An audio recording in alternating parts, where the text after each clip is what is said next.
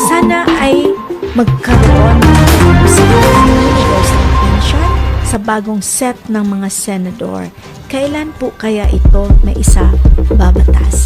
Alright, ang Social Indigency Program po na ngayon ay 1,000 kada buwan na ibinibigay po ng DSWD ay nasa kanila pa po yan.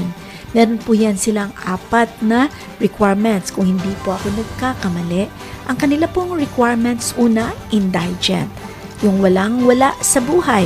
Pangalawa, kung ikaw ay walang pensyon na tatanggap, ibig sabihin, hindi ikaw nagtrabaho noon o kung may trabaho ka man, wala ikang pensyon. Pangatlo, wala ikang economic support sa iyong mga kamag-anak o kasambahay.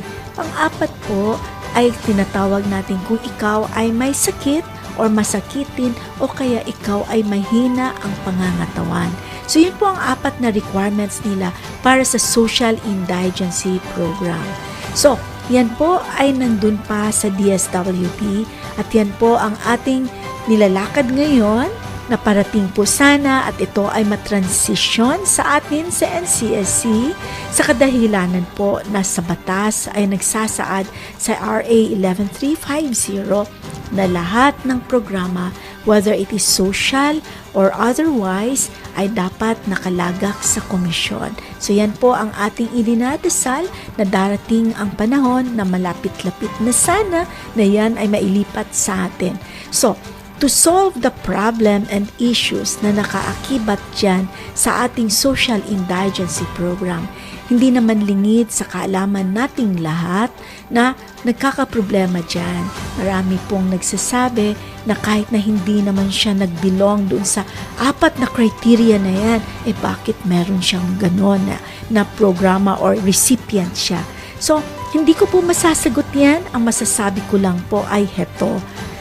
Ang Universal Social Pension na nakaumang sa Kongreso, I think ay approved na po yan sa Congress na side. Subalit dahil bicameral po tayo, kaya po ay hihintayin natin na ito ay darating sa Senado at ang Senate ay maglalabas ng kanilang sariling version at ito po ay maisa batas. Huwag po kayong mag-aalala kasi yan po ay atin din pong sinusubaybayan at tayo pa ay dumudulog sa ating mga kaibigan, advocates natin sa Senado at sa Kongreso.